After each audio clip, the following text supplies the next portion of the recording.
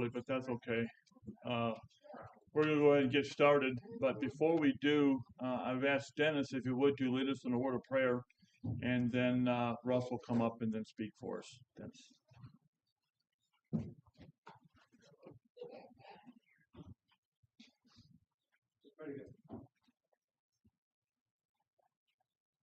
Father in heaven, we're so very thankful for the time we have to come together to study your word again, hear more of your gospel proclaimed to us. We're so very thankful for the plan of salvation which you've given us. We have eternal life with you one day. Father, we're so very thankful for Brother Marty and Brother Ray, and Sister Kay, as well as they came our way. The effort that they put into teaching us about elders and elder choirs. We're thankful, Father, for all the people that are present this morning, both our members as well as our guests. We ask your continued help, strength, and guidance. Please remember those that are sick and those that might be traveling. Please forgive us. In Christ's name. Amen.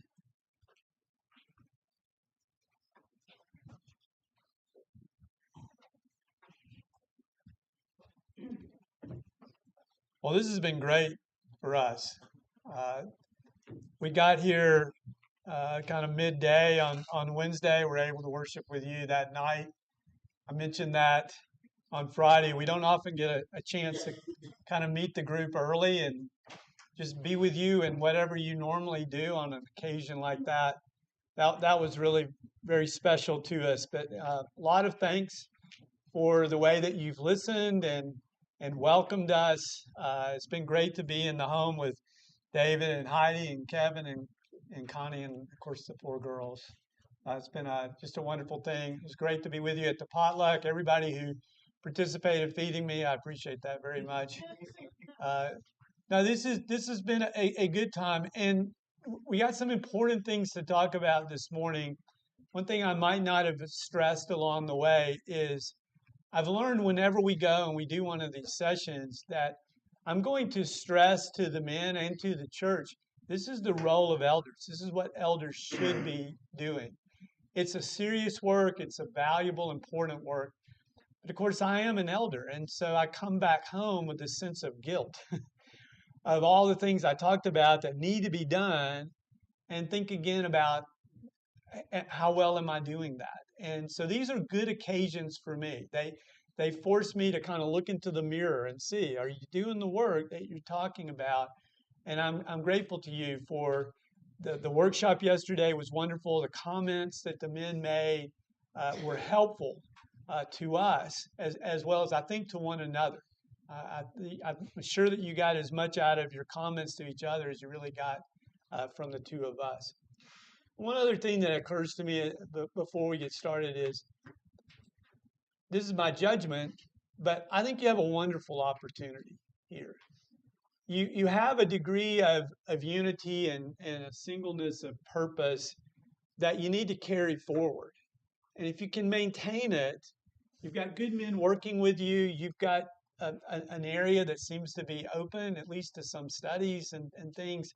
You've got a wonderful opportunity to build up one another, to strengthen this church, but also to be able to proclaim the name of Christ in this community.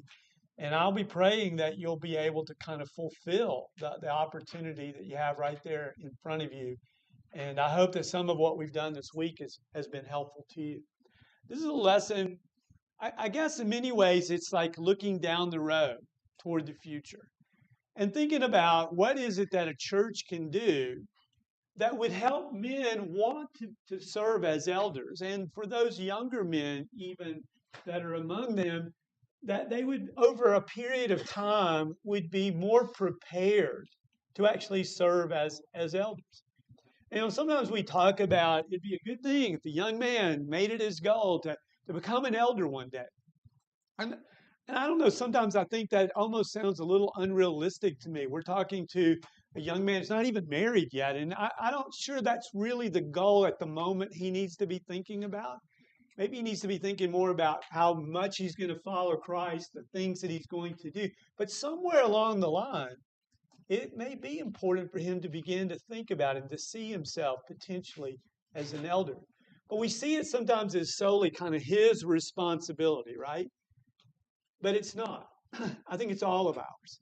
I think if we really want more elders in the Lord's church, then there's something that all of us can do. And I want to give you some ideas about that. I've got a question for you to just be thinking about. I sometimes do this as a Bible class, and I'd actually ask you for your answers. I'm not going to do that this morning, but I hope you're kind of thinking through in your own mind some answers to this. What is it that a church or even you as an individual could do to help men grow spiritually and develop over time so that eventually they're ready to serve as elders? Now, when I pose that question and what we're going to talk about this morning, don't picture someone who is like, a couple of weeks away from being ready to step into the role. You've looked at Titus 1 and 1 Timothy 3, and it looks like he checks off all the boxes and he's just right about there. What more are you really going to do other than kind of push him maybe a little bit? No, I think you should be thinking about somebody who's a good deal younger than that, maybe isn't qualified in every way to serve. And picture what can we be doing for that man that will eventually allow him to be ready to do this. So be thinking about that question. I've got some advice then to the congregation. I'm going to go through a number of things here. And then when we're finished with that, I've got some advice to the men.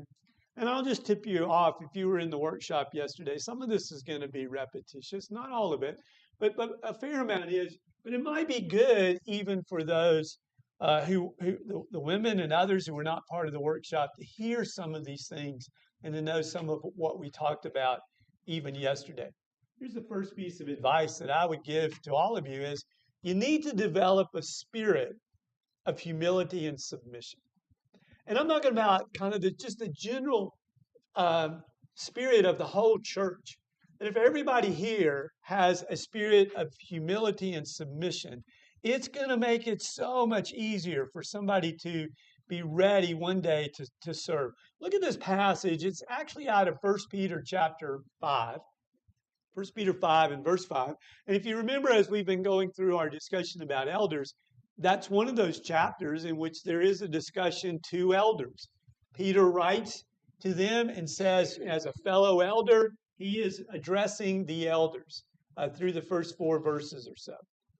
He turns his attention, though, to everybody in verse 5. And when he says, likewise, you who are younger, be subject to the elders, that may be a reference back to those leaders. Could be a reference just to all of those that are older, but that's not the part I want you to pull out of this. I want you to see here, he says, clothe yourselves, all of you. Interesting add there, right? Just in case any of you think that this doesn't apply to you, nope, Peter says, clothe yourselves, all of you, with humility toward one another. For God opposes the proud, but gives grace to the humble. I don't know who it was yesterday or at some point while we've been here. I think it was Rob. I don't want to really give him credit for something if he doesn't deserve it. But the point was made. The point was made here that the ones who don't do this, everybody's supposed to have this spirit, but if you don't do it, you're standing in opposition to God. And who wants to be in opposition to God was the point that was made. I thought that's really good. That's important. It's not just that we all should do this, but if we fail to do it, think of yourself as like telling God, I don't want to do what you're asking me to do. But if we all have this spirit, it's going to make such a difference. 2 chapters before this is in chapter 3 of 1 Peter. And in chapter 3, verse 8, he says, finally, once more, all of you, nobody's going to get out of this one, have unity of mind, sympathy, brotherly love, a tender heart, and a humble mind.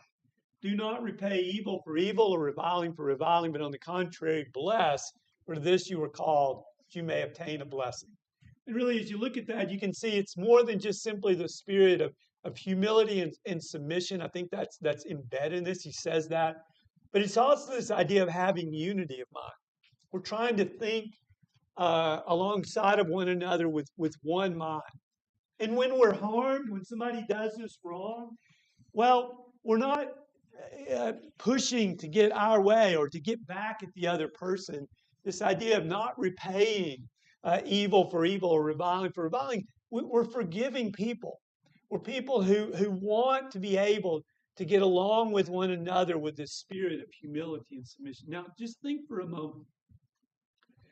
If a young man grows up in a group of God's people where everybody is willing to submit to others, not pushing for their own way, but they're willing to listen and to submit. There's a sense of humility. They're a forgiving people. They're not trying to get vengeance and all. If there's harmony and a unity of mind, you see how much more that man would want to serve that group. And would it not also put within him the same spirit? And that spirit is much of the qualifications as they're described. I think they're in 1 Timothy 3 and Titus 1. Here's another thing, though. I think that any group that wants to develop those who would serve as elders needs to foster an environment of collaboration. What I mean by that is this working alongside of one another. Now, we don't see our walk in Christ as simply something that, it's just me and God. It's my relationship with Him. I don't know about these other people over here, but mostly what I'm focused on is making sure I got a good relationship with God and His Son. Now, we're concerned about working alongside of one another. Just think for a moment in your New Testament how many times it talks about God's workers working with somebody else. The apostles were sent out 2 by 2 by Jesus. Later, he sends out a group of 70, sends them out 2 by 2. In the early days of the church, in the book of Acts, it's Peter and John. They're going together. They're doing work together. And then it becomes Paul and Barnabas in the story, and later Paul and Silas. Jesus carved out sometimes just Peter, James, and John. And that 3, for some reason, that he pulled them aside and he had them kind of do something separate from the rest of them. They're couples like Aquila and Priscilla. The emphasis is on a man and a woman working alongside of each other and the great things that the two of them accomplish. But I think also about passages like Acts chapter 6. In Acts 6, you're in the city of Jerusalem, and the church there has thousands of members.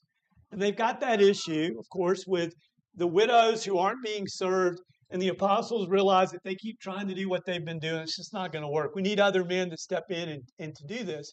And so their decision about how to handle it is they asked that whole church to look out among themselves and find 7 men who have this certain character.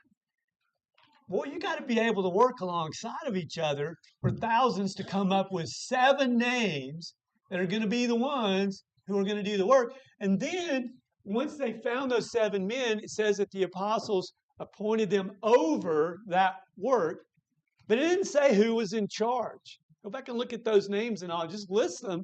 It doesn't say, oh, now Stephen, he was the leader, so everybody had to listen to Stephen and figure it out. No, you 7 men go take care of this. Well, they had to work alongside of each other and all. The reason why this is so important is eventually if a man's going to serve as an elder, he needs to know how to work alongside of other men. God's plan, His purpose, is not for one man to lead any group of His people. It's for more than one, at least 2, maybe more. That would be even better, right? And so if 3 or 4 men are working together in an eldership to do those things, they have to be able to collaborate and work with each other. As you ask yourself, how do you train? How does somebody learn how to work with someone else? Well, among the things that could be done, and you can think about this as a church even without elders, is when you have assignments, maybe teaching assignments and things, give 2 men the work. Make them figure it out between the 2 of them, how they're going to divide up that work and things. If you have a task that you're doing on behalf of this church here, ask somebody to work with you. This is advice for the women as well. Think about if there's a good work that you know that you could do, ask someone else to come along with you and do that work, so that we're fostering this idea of we're going to work alongside of one another. I think that'll help these young men down the road. And here's two other pieces of advice. I'm going to put them both up at the same time. We'll go back and talk about each one separately. But what I want you to notice here is that the point I'm trying to make is look out among yourself and be paying attention to those that you think might one day do a good work serving as an elder. You're just trying to spot early on the character and the activities of somebody that points them out and says, hey, I need to pay attention to this man in some way or another. And I'm going to help you try to identify who those men might be by each of these two things here. And then we'll talk for a moment or two about what to do when you've spotted those men and you've realized, yeah, they've got this kind of character. They're on a good path in all of this. This first part here, the look for the men with the character of the Luke 15 shepherd. You know that story, right? Luke chapter 15. The shepherd has he has 100 sheep, and 99 of them are pretty cooperative. They're with him.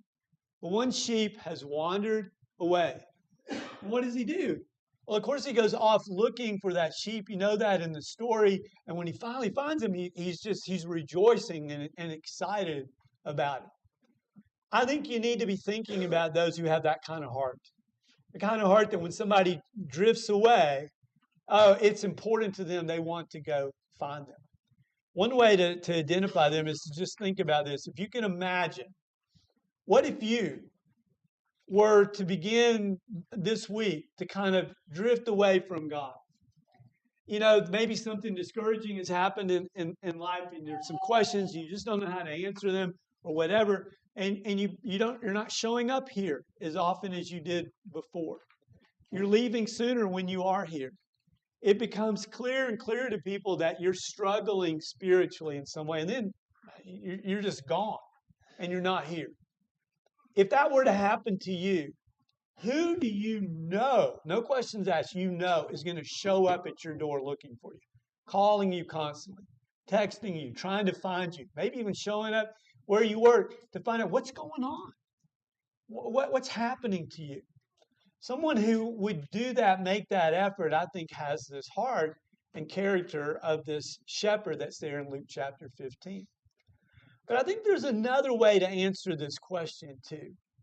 It's not just the person that you know would come looking for you, searching, wanting to find you. It's also the person that you wish would do that. There might be a difference. You know, the person that if this man would actually come or call me or text me, I know that would really mean a lot. That the way that he conducts himself would be effective as a voice in my ear if I ever went through a period of time of drifting away from God. Now, it's important to kind of identify that second person too, because this might be somebody who just doesn't know he has that kind of potential, doesn't know he has that kind of effect on people. And so we're trying to think through, who is it that might be somebody who's got that kind of character? Here's another way to do it. So the second one, look for men that have that character of 1 Timothy 3 and Titus 1. And I'm going to read to you 1 Timothy chapter 3, 1 through 7. These are the qualifications, of course, of elders. And I don't want you to be thinking about a man who's going to have all of these qualifications. I want you to think about maybe even some young men. They have enough of these, that the general character that's being described in this passage describes them. You can just see they're much like what's being said in this passage. Let's read it and think about it from that perspective. The saying is trustworthy. If anyone aspires to the office of overseer, he desires a noble task. Therefore, an overseer must be above reproach, the husband of one wife, sober-minded, self-controlled, respectable, hospitable, able to teach, not a drunkard, not violent, but gentle, not quarrelsome, not a lover of money. He must manage his own household well, with all dignity, keeping his children submissive. For if someone does not know how to manage his own household, how will he care for God's church? He must not be a recent convert, or he may become puffed up with conceit and fall into the condemnation of the devil. Moreover, he must be well thought of by outsiders, so that he may not fall into disgrace, into a snare of the devil. Now, if you kind of pull yourself back from the details of that description and just try to think about somebody who has this character in general, what I see here is it's describing somebody who's humble. Well, that makes sense, right? We already said all of us, all of you, need to be this. But it's describing a man who's got humility. I mean, he's got a good reputation. He's thought of well for the way that he conducts himself, and he's putting the interest of others first. There are a number of things in here that kind of indicate that, at least to me. The idea of being self-controlled or having a lack of greed are ideas of I'm not just going to force my way, or if I'm upset about something, it's about me. No, there's an element of I'm thinking about and I'm concerned about others. The hospitality side of that may say that. It's maybe a man at this stage of life isn't really able to be all that hospitable, if he's even married. But there's certainly this giving kind of attitude you see in his character. And you see it in his relationships. He's proved himself in some way. His conduct among whatever family he has speaks well of him. And he's already beginning to show an ability to handle God's word and knows things. It matters to him, and he's handling. If you see somebody who's got that kind of general character, they're on a good path. And maybe those are the ones then that we should begin to pay attention to. And so this is really kind of the point of this, is that once you've noted these men who have that kind of character, then start increasing your knowledge of them. In some ways, I have to say that in a group of this size, it's not even so much just find them and increase. You really have the opportunity, if you put your time and attention to it, to increase your knowledge of everyone here. And that would be a good thing for this whole church in building up the fellowship and the relationships you should have with one another. But there may be some ways in which you're paying special attention to these men and watching them over a period of time. We noted earlier, what we just read rather, talked about one of those qualifications for elders is that they're going to be hospitable, right? And so sometimes we're kind of looking at those that they even are on a path, and it's like, well, let's test them out. Let's see, when they're going to ask me over to their home. I'm trying to make us think about reversing that. We want to increase our knowledge of them. How do you do that? Well, one of the best ways you can do that is have them into your home. Let's use our hospitality to build up and develop those that might be younger, to come to know them, to know their wife, to know their children, to know their family. Have them. Let's work toward gaining a deeper knowledge of them. Not only that, I think we need to pay careful attention maybe. And if I see a man who's got that kind of character of those, maybe I'll listen more carefully to some of the comments that they make in a Bible class. What does this say about their knowledge and understanding about God's word? And I would like to speak about them to others and say, I see a good path for this man and his wife and family. I really think good things are happening there, and talk to others about it. Sometimes we don't really want to talk about each other, right? Because that sounds like gossip, and you remember gossip is one of those things we're not supposed to do. However, in Paul's letter to the Thessalonians, the first letter, he says in verses 7 through 8, he says, your faith has gone everywhere. How do you know that? It's because people were talking about it. They were saying, that church down at Thessalonica, those people they're this, they're that, they're handling that persecution well. Whatever it was, somebody was talking about them. I think it's a good thing. You see someone and there's noteworthy things, praiseworthy things about what they're doing and what's happening. Talk about it. Speak of them. But at the same time, as you listen and pay more attention, you're going to see some weaknesses in their life too. I mean, if they're on a path, they're not there yet. And some of those weaknesses and all might be things to pay attention to as well and think about, how can I help in them? There was a comment made in the Bible class, and I'm not really sure they understand that portion of the scriptures well. Well, fine. let's talk it out. Let's consider it. Maybe it might be something we could help to refine their understanding, but we're giving them attention in a way that's going to help them mature and to grow over time.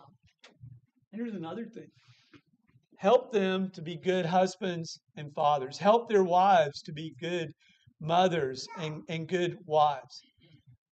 It's a sad thing, and because we have done this kind of discussion in a number of different churches, oftentimes we've gone to places where there are men at a stage of life in which their maturity and their understanding of the scriptures is strong enough that you think they'd make a good leader.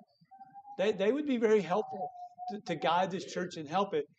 But they're not qualified to be elders, and they know it, and so does everybody else. And oftentimes it has to do with what happened earlier in life, way earlier in life, in their role as a husband or their role as a father. One of the best things that we can do, even if you put aside this whole topic and thought about becoming an elder or not, is simply help each other to be better husbands and better fathers, better wives, and better mothers. This is just such a wonderful group here. Finding out that the numbers, the statistics, or the demographics here are like half children and half adults. Like what a blessing. I love having children around and hearing that. Sometimes people think speakers get upset about that. Sometimes I think that's just kind of music out there somewhere. Somebody's a little bit upset, but it reminds you the children are here. So we want to help. We want to help raise those children to know the Lord and to be faithful. And you can play an important role in that. Remember, in those qualifications are statements about that this man should be someone who knows how to manage his own household wealth as a demonstration of his ability to care for God's church, for God's people. What can we do to help them to be better fathers and husbands, mothers and wives? Well, one thing I would suggest to you is, I remember this well, and I remember watching this, and I still see this to this day. You'll have young parents who are doing their best. Everybody's not going to raise their children exactly the same way. There's some different choices that you'll make along the way, but they're trying to do their best to raise their young children, and somebody comes up and just tells them what they're doing wrong about whatever they're doing. How well does that go over all the time? Sometimes it doesn't go over well at all. And usually the main reason why it doesn't go over well at all when somebody comes and says, I really think you should do it this way or that way, is because there's no relationship there at all. If you step in, if you feel like, man, not that family, they could really use some help knowing how to handle that child, but you have no relationship with them, don't think you're really going to be able to give them advice that's going to come through well. If you want to help them, you have to already have a strong and good relationship, which is why we started with some of that already before. If you've built that relationship, now you have an opportunity, and I think they'll welcome it. For the most part, when somebody steps in and wants to help, and you already know they love you and you love them, man, it's so much easier to listen because they're farther along in life. Maybe they've got some wisdom about a child of that nature or whatever it is, and they can help you. And we should be willing and anxious to be part of that and be able not just to be thinking about, I'm doing this, so I hope this helps that man be an elder one day. Well, it's great if that happens. What we're really doing is, man, I hope this helps these children grow up to know the Lord. And I'm glad that I can have some role in knowing them as a part of the family that I'm with wherever I worship. And there's one more thing in thinking about advice to the church here.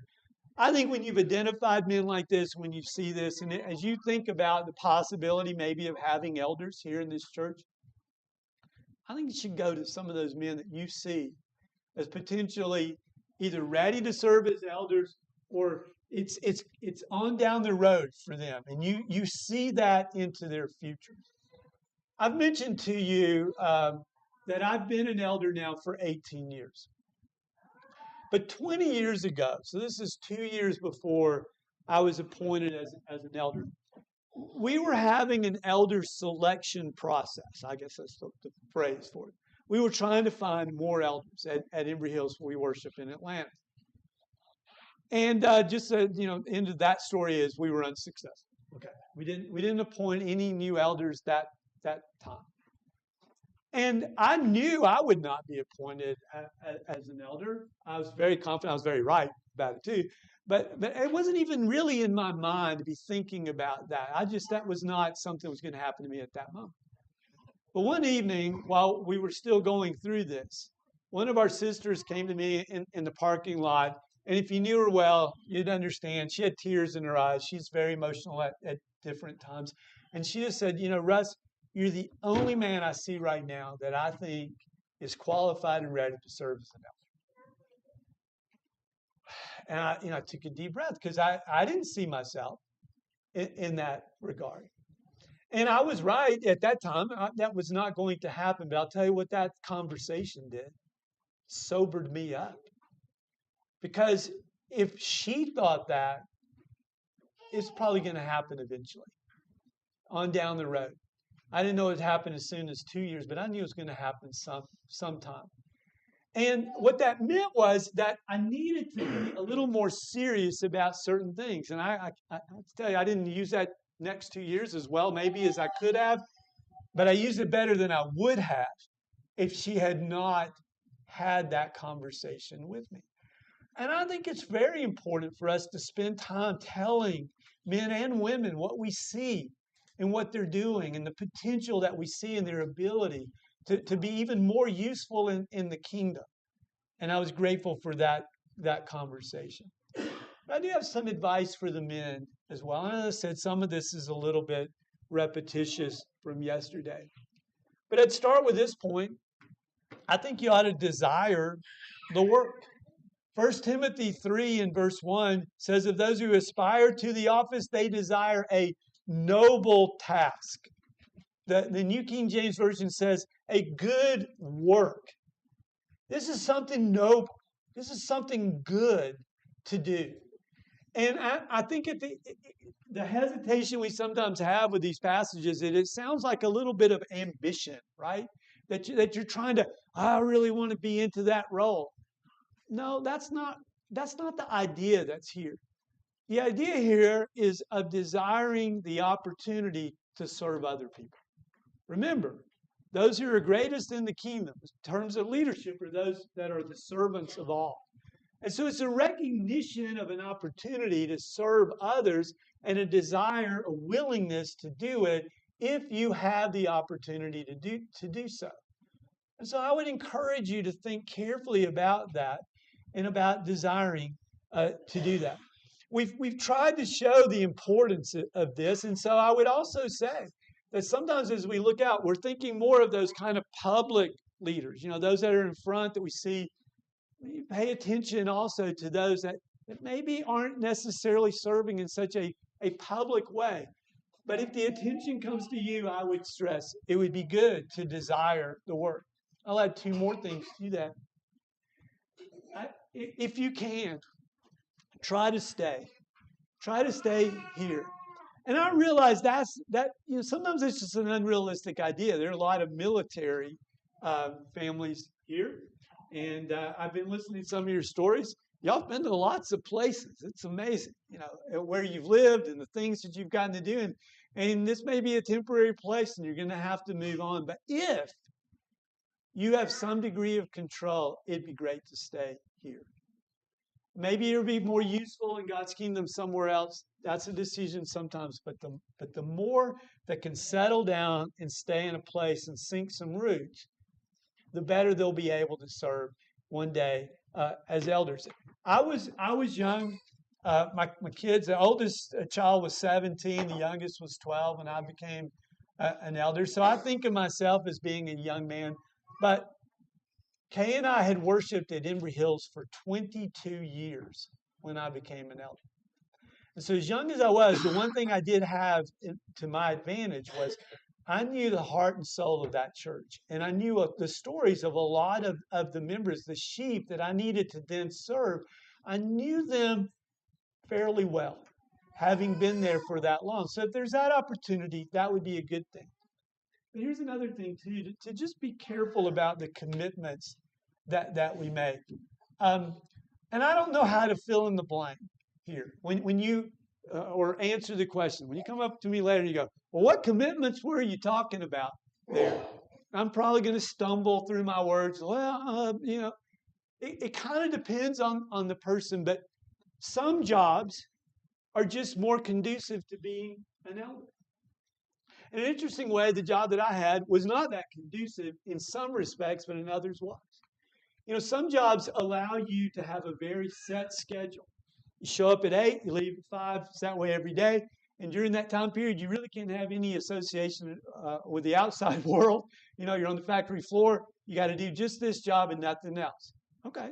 But you only have to be there from 8 to 5 or whatever it is. You got something on the other sides. Outside of that, man, you are available. You can do things. That's one kind of job. It may be helpful. The job I had was nothing like that, but what it did have was I usually had a fair amount of control over my day during the middle of it. And if somebody called me, it's pretty much up to me whether I answered the phone or not. And so I did a lot of eldering work at 2 or 3 in the afternoon when I was supposed to be doing my job, but I got my job done. But, you just kind of have to think about other commitments. There are financial commitments that you can make early on in life that tie you down to such a point that all you can really do, you and your wife, is put all your time and attention to making enough money to not have to lose that house or that car, whatever commitments you've made. Well, that might become all-consuming. There are other commitments of activities and hobbies and other things. You just have to be careful about how deeply you dig into those things that might prevent you. But you're going to have to kind of fill this in because, again, when you ask me later, what did I mean by that? I'm not really sure. But I know this is an important point despite my ability to articulate the details of it. You need to recognize your own weaknesses. We need to know what we're good at and what we're not. And I think that's one of the reasons why we come and we try to have these discussions. In some ways is to put out before the men, look, if you ever serve as an elder, here's some skills and some abilities and some things that you would like to be able to have in your toolbox, particularly your understanding of God's Word. We're going to come back to that in a minute as well. But there are just a number of things that would be good if you had these skills, you had these strengths of character or whatever it is. And to paint a fuller picture of what that might be. And if you're here and you're thinking, well, they talked about this or that, and I'm not really good at that. Well, great. It's good that you've identified that. You've seen that. Think about that weakness. How do you fill it in? How do you take care of it? I think one of the best things that we can do in life when we see something that we're not good at, that we think we need to be, that God would expect us to work on to strengthen ourselves, is to find somebody who's farther along in life who had that weakness before and has worked on it and overcome it or made some progress with it. And we can find somebody who's kind of done that and share and get a mentor who will help us think through, well, how'd you do that? I remember that day I remember how you used to be really short-tempered. And how did you learn how to control your temper? If we can find somebody who no longer has the weakness that we feel that we still do, that could really help. And I think we need to know what those are. Another thing, though, is to start right now working as a shepherd. We talked about on our workshop yesterday, and I believe I referenced this, can't remember for sure, on Friday night.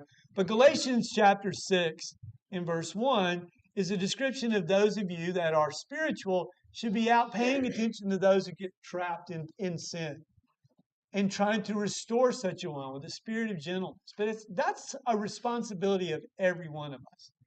But I'd like you to actually look over at James chapter 5, because I haven't referenced that before, because it's a similar passage in terms of the value of somebody who goes out looking for those lost sheep.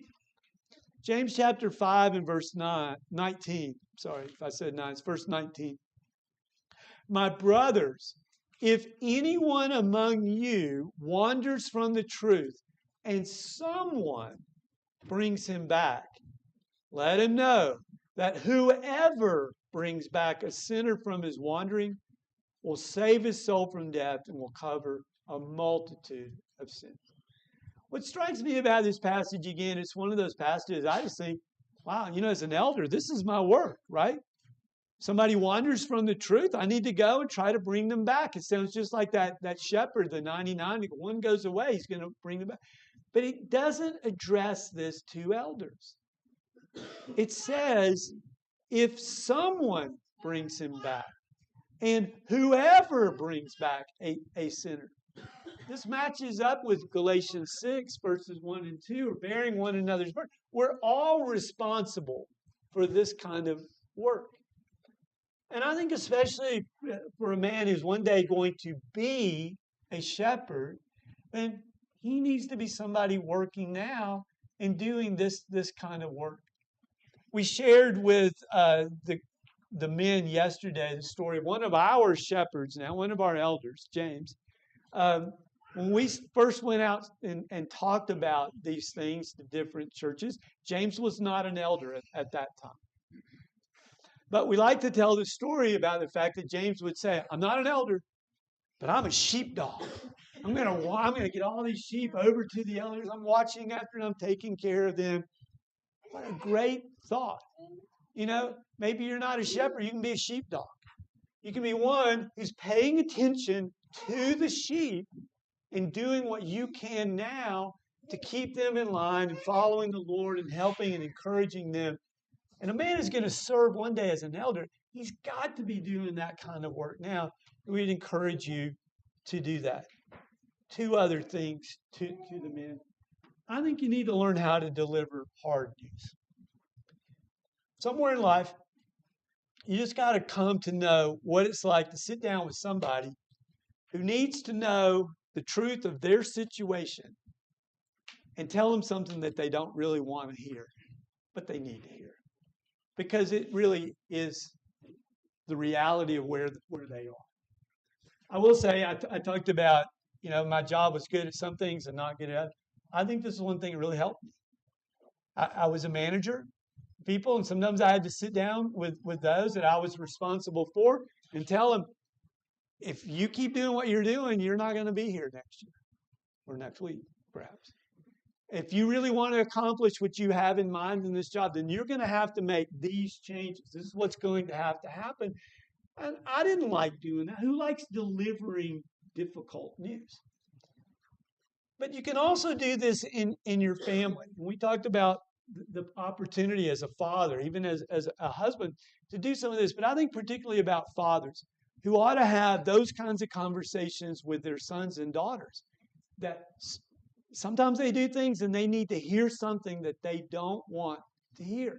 And you got to be able to do this and not just get the words out, but do it in a loving and effective way. I don't want to just tell my children where they're going off the rails. I want to get them back onto the rails. I want to be able to say something to them that's effective. And you have to learn how to do that.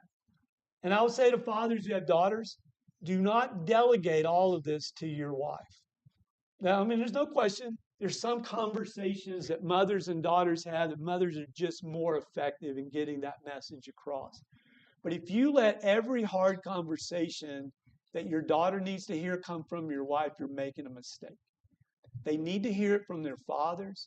They need to know that their fathers have that kind of concern for them and that kind of relationship with them, and it'll make you a better elder down the road if you've learned how to do that. And finally, one more thing to the men, we talked about this. Study some hard questions. Think about what you've seen has been a doctrine and teaching that's pulled people away. Think about how would you address certain situations in somebody's life. If somebody lost a close relative in an accident of some kind in which they begin to question the goodness of God, how would you answer that? How would you help them walk through that? Think about some hard questions, situations of life, and how would you use God's word to do that? There's some topics, there's some things happening all the time in which the devil's using different methods to try to pull people away from following the Lord. We'll find out what some of those are. How would you address it? And spend your time, study those things, meet with those who perhaps you believe have good answers to the questions that might be raised by others, and find those answers. Learn those things in God's Word, because that's the heart of what we do as shepherds and elders. If you want advice in life, I'll probably give you some you probably shouldn't pay any attention to. And McKay's learned one of my weaknesses is somebody asks me a question, I'm going to answer. And she'll say later, well, you didn't know anything about that, right? But they asked me. But as an elder and a shepherd, really all we have to give is the wisdom that's in God's Word. And I don't have much to offer you if I don't know much about it. And so I think for men to spend their time working through that is really an essential matter. That's what I've got. And I guess we're going to take a break now. Okay. So I can officially break us up. All right. So this is an official announcement. We're going to take a break until the 10:30 hour. So thank you very much.